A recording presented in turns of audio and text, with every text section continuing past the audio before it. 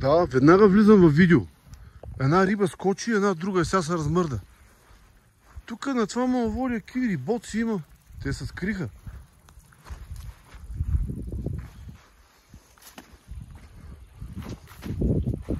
Ето, виж къде плува, гледаш ли? Да.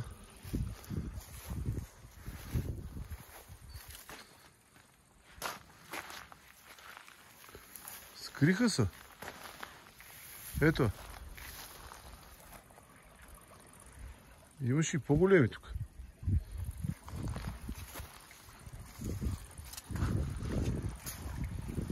Нападаме лека по лека.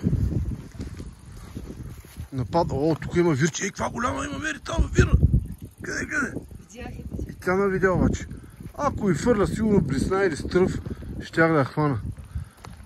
И това доста едра пастърва за толкова високо в планината.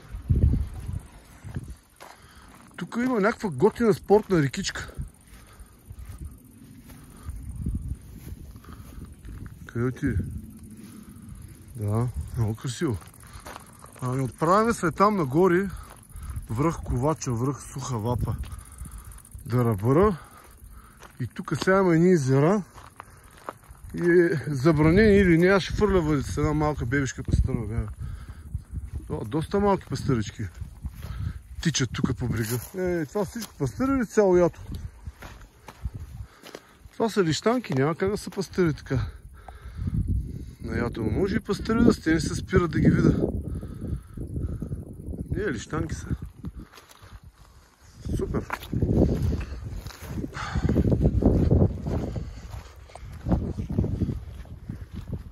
Ами отправяме се към езерата.